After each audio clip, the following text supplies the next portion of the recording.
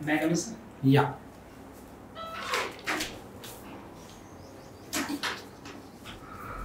Good afternoon, madam. Good afternoon. Good afternoon. बस.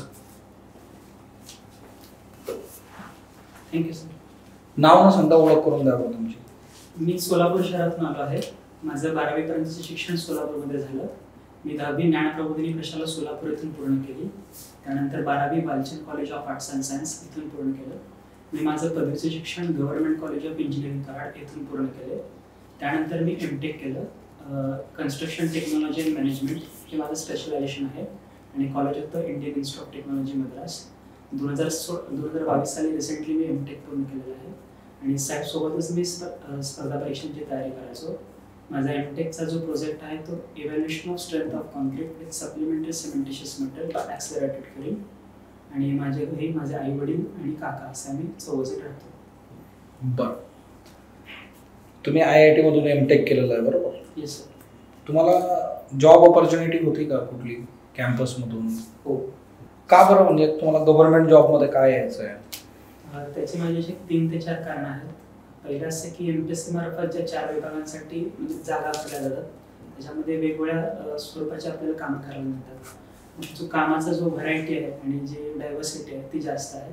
दुसरं कारण असं की मी सांगली कोल्हापूरमध्ये जो पूर आला होता त्याच्यामध्ये मी फायनल इयरला असताना त्या कॅम्पेनमध्ये मी सहभागी झालो होतो आणि तो PWD WRD आणि कलेक्टर ऑफिस सांगली यांनी तो आयोजित केला होता आणि पडलेल्या घरांचा सर्वे करण्यामध्ये मी तिथे सेक्शन इंजिनियरांना मदत केली होती. तिथं ग्राउंड लेवलला माझा लोकांशी संबंध झाला, म्हणजे त्यांच्यासाठी काम करता आलं आणि ह्या सर्व्हिस थ्रू मला हेच काम परत करायला मिळणार आहे हा एक विचार. आणि तिसरं असं की आमच्या कॉलेजचे जे ॲल्युमिनी आहेत, माजी सचिव जलसंपदा विभाग आदरणीय राजेंद्र पवार साहेब, त्यांची एक मुलाखत बघितली होती आणि मग त्यांच्या कामातून एक प्रेरणा घेतली की आपल्याला पण त्यांच्यासारखं काम करता आलं. हा एक विचार. प्रायव्हेट मध्ये राहून पण तुम्ही काम करू शकता ना समाजासाठी, असं थोडी ना की गव्हर्नमेंट मध्ये राहूनच आपण समाजासाठी काम करू शकतो. हो. Yes sir. तुम्ही जर चांगलं रिसर्च डेव्हलपमेंट करून अजून 4 गोष्टी केल्या तर अफोर्डेबल किमतीमध्ये गोष्टी जर उपलब्ध करून दिल्या तर किती गरीब लोकांसाठी जे आहे घरं जे आहेत त्याचं स्वप्न ते स्वतः साकार करू शकतात. येस सर, तुमचं बरोबर आहे. पण मला वॉटर रिलेटेड फील्डमध्ये काम करायचं आहे आणि यावर्षीच्या ॲडमध्ये दोन्ही डिपार्टमेंट आहेत, वॉटर WRD आणि वॉटर कन्झर्वेशन डिपार्टमेंट. याच्या मागं कारण असं की मी सोलापूर शहरातून आलो. बरं, महाराष्ट्रामध्ये जे डॅम्स आहेत बघा, त्या डॅम समोर काय चॅलेंजेस आहेत बरं नेमके? धरणं जे आहेत काय चॅलेंजेस आहेत? महाराष्ट्रातले जे बहुतेक डॅम आहेत ते फ्लड ॲब्सॉर्प्शन कॅपॅसिटीसाठी डिझाईन नाही केले. ती फ्लड ॲब्सॉर्प्शनची प्रोव्हिजन आहे ती नाही आहे. त्यानंतर सिल्टेशन हे एक त्यामागचा प्रॉब्लेम आहे आणि मेंटेनन्स. मला सांगा वाल्मी काय बरं? वाल्मी ही एक संस्था आहे, water and land management institute, जी औरंगाबाद इथे स्थित आहे आणि तिथे ट्रेनिंगशी रिलेटेड आहे. आता तुम्ही ज्या पदासाठी जे आहे बघा सिलेक्ट होणार आहे त्या काळामध्ये असिस्टंट इंजिनियर सिव्हिल जे आहे या पदाची काय कार्य असतात बरं? जो रिपोर्ट आलेला असतो म्हणजे साईटवरून की मेजरमेंट्स असतील एखाद्या वर्कचे ते चेक करणे, त्यानंतर ॲज पर ड्रॉइंग स्पेसिफिकेशन्स ते आहेत का ते बघणे आणि ते पुढे फॉरवर्ड करणे. त्याबरोबर बिल्स तयार करून कॉन्ट्रॅक्टर्सचे ते फॉरवर्ड करणे आणि कन्स्ट्रक्शनमध्ये जर म्हणजे जे काम चालू असेल कन्स्ट्रक्शन वर्क्स तर ते सुपरवाइज करणे. त्याच्यामध्ये काही क्वालिटीचे प्रॉब्लेम्स असतील तर ते आयडेंटिफाय करून ते प्रॉब्लेम्स पुढे. हे जे कॉन्ट्रॅक्टरची बिलं असतात बघा तो फार एक इंटरेस्टचा विषय आहे गव्हर्नमेंटच्या याच्यामध्ये. Yes sir. ओके. तुम्हाला जर असं आढळलं की एखादा कॉन्ट्रॅक्टर जो आहे तो सब स्टँडर्ड काम करतो, ओके, तुमच्या सिनियरने तुम्हाला सांगितलं की त्याचे बिलं सगळे जे आहे त्याचं सगळं क्लिअर करायचं तुम्हाला, ओके, त्या केसमध्ये काय करायला बरं? तुम्ही ऑब्झर्व केलंय की तो गडबड करतोय, त्याचं काम जे आहे ते अप टू द मार्क किंवा अप टू स्टँडर्ड नाही आहे, पण तुम्हाला वरून आदेश आलेला आहे की त्याची बिलं क्लिअर करायची आहेत.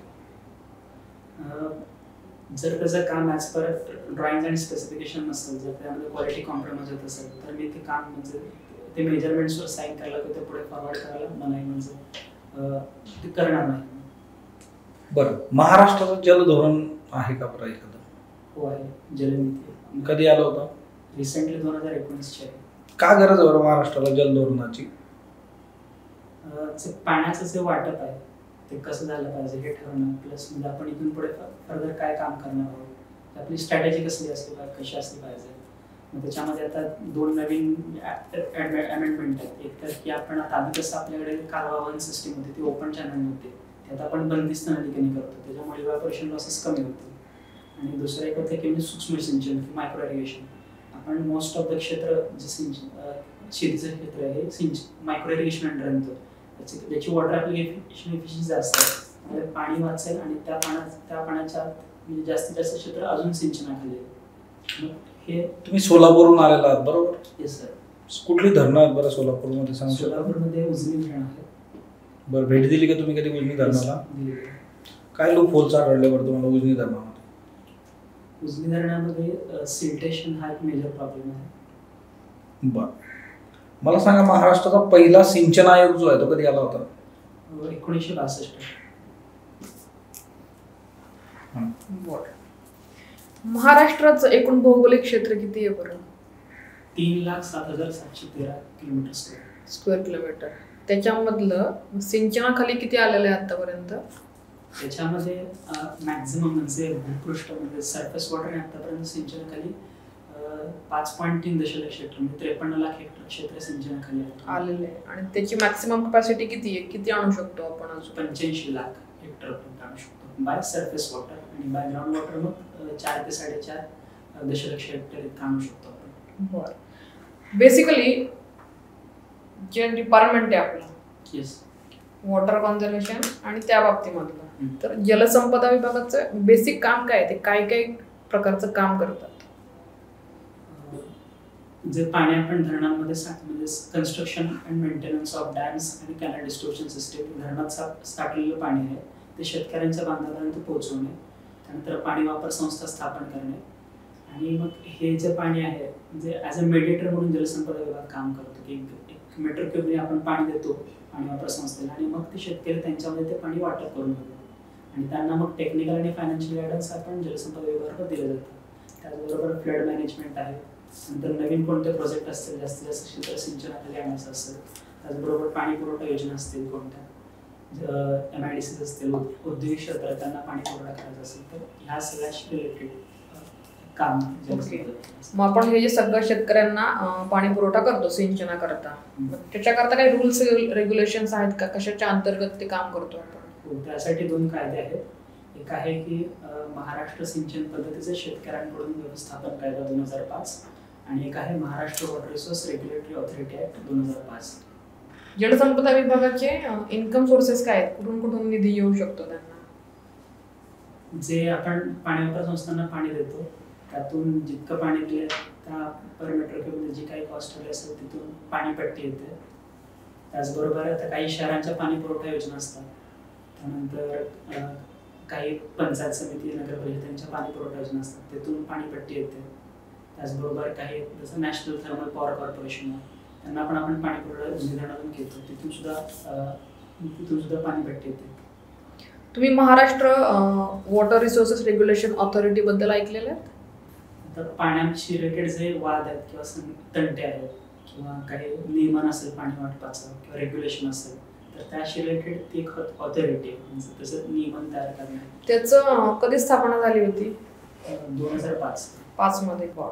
तुम्ही नदी खोऱ्यांविषयक वेगवेगळी महामंडळांची नावं ऐकली असतील. Yes madam. कोणते कोणते महाराष्ट्रामध्ये असे? 5 महामंडळ आहेत. एक महाराष्ट्र कृष्णा विकास खोरे महामंडळ, विदर्भ पाटबंधारे विकास महामंडळ, मराठवाडा गोदावरी विकास खोरे महामंडळ, तापी खोरे विकास महामंडळ आणि कोकण पाटबंधारे विकास महामंडळ. बरं, काय आवश्यकता आहे बरं अशा विकास महामंडळांची? नदी खोऱ्या संबंधातल्या विशेषतः त्यांची आवश्यकता काय आहे? मॅनेजमेंट आणि जे प्लॅनिंग आहे ते इझियर व्हावं किंवा एफिशियंट व्हावं यासाठी हे बायोफिकेशन केलेलं डिपार्टमेंटचं खोरेनी आहे. बरं, तुम्हाला हॉबी कुठली आहे? मला मूवीज पाहायला आवडतात. बरं, रिसेंटली कुठला मूवी बघितला मग? Recently me the elephant whisperers तो बघितला, त्यानंतर 83 फिल्म ती बघितली, आणि सरसेनापती हंबीरराव ती बघितली. तुमचा आवडता मूवी कुठला आहे? भाग मिल्खा भाग, 3 इडियट्स, फिर हेरा फेरी हे मूवी. बरं, फिर हेरा फेरी मधलं कुठलं कॅरेक्टर आवडतं बरं तुम्हाला? परेश रावल यांनी केलेलं बाबू. ओके, आणि भाग मिल्खा भाग मधलं? फरहान अख्तर यांनी केलं मिल्खा सिंग. तुमचं ही जी हॉबी आहे मग मूवीज पाहणे वगैरे त्याचा तुम्हाला इकडे गव्हर्नमेंट जॉब करताना काही बेनिफिट होऊ शकतो का?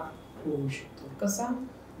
त्याचे 2 ते 3 पॅरामीटर्स आहेत. एक तर की म्हणजे आपण जेव्हा सॅच्युरेट होतो तेव्हा म्हणजे मी कॉमेडी मूवीज वगैरे पाहिल्यामुळे जे स्ट्रेस रिलीज होतो, माइंड रिफ्रेश होतो, मग त्याच्यानंतर मग आपली इफिशियन्सी वाढते आणि अजून चांगलं काम करू शकतो. त्याचबरोबर काही मूवीज असतात की जे सोशल अँगलशी रिलेटेड असतात, म्हणजे समाजात जे काही गोष्टी घडत असतात ते फॉरवर्ड करत असतात त्या, मग ते इश्यूज आपल्याला कळतात. त्याचबरोबर काही मूवीज हे लोकशिक्षणाचं कार्य करतात, जे त्यातनं माहिती मिळते, म्हणजे डॉक्युमेंटरी फिल्म्स असतील किंवा ऐतिहासिक मूवीज असतील तर ते आपल्याला त्यातनं आपल्याला इन्फॉर्मेशन मिळते. शिवाय काही बायोपिक्स आहेत की त्यातनं आपल्याला म्हणजे इन्स्पिरेशन मिळतं. बरं, पूर्वी पण असं म्हटलं जायचं की चित्रपट हा समाजाचा आरसा आहे, बरोबर? सध्याच्या काळात तुम्हाला ते कितपत रिलेव्हंट वाटतं? म्हणजे असं आहे की चित्रपट समाजाचा आरसा आहे, ते रिफ्लेक्ट होतं चित्रपटांमध्ये, की उलट आहे की चित्रपटांमध्ये काही गोष्टी बघून त्याचं अंधानुकरण रिअल मध्ये केलं जातं तरुण पिढीकडून, विशेषतः व्यसनाधीनतेविषयीच्या गोष्टी असतील तर ते त्याविषयी काय वाटतं तुम्हाला? याला दोन्ही बाजू आहेत. काही चित्रपट असे आहेत की for example biopic historical movies असतील तर त्यामध्ये खरंच म्हणजे आर्ट्सला स्कोप आहे, पर्यटनाला स्कोप आहे, रोजगार निर्मिती झालेली आहे, इन्फॉर्मेशन आहे. आणि काही मूवीज आहेत की त्याच्यामध्ये स्मोकिंग, त्यानंतर ड्रिंकिंग, गुन्हेगारी यांसारख्या गोष्टी दाखवल्या की ज्याचा तरुण मनावर किंवा बालमनावर एक वाईट परिणाम होतो. तुमच्यामध्ये कुठल्या नकारात्मक बाबी आहेत का की ज्या येत्या काळामध्ये तुम्हाला पब्लिक लाईफमध्ये प्रॉब्लेमॅटिक ठरू शकतात? हो आहेत. म्हणजे माझं हँडरायटिंग म्हणावं इतकं चांगलं नाही आहे, म्हणजे असायला पाहिजे एखाद्या अधिकाऱ्याचं हँडरायटिंग. आणि दुसरं की म्हणजे मी बाहेरचे पदार्थ जे असतात ते थोड्याफार प्रमाणात जास्त खातो, म्हणजे त्याच्यावर थोडा कंट्रोल कमी आहे, म्हणजे डायरेक्ट कॉन्शियस असलं पाहिजे. बरं, तुमचीच निवड का करायची बरं? इतके सगळे कॅन्डिडेट्स प्रिलिम्स मेन्स क्लिअर करून जे आहे इंटरव्ह्यूसाठी आहेत त्यात तुम्हालाच का निवडलं पाहिजे?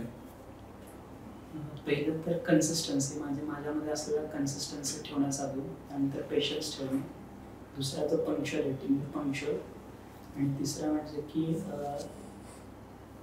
म्हणजे प्लॅनिंग, आणि म्हणजे कोणती गोष्ट जर असेल ती त्याचं व्यवस्थित प्लॅनिंग करणे आणि त्यानुसार मग ते स्ट्रिक्टली एक्झिक्यूट करणे, आणि चौथे की लिडरशिप क्वालिटीज. यामुळे मला असं वाटतं की माझी निवड. ओके, चालेल, येऊ शकता तुम्ही. Best of luck. Thank you sir. Thank you madam.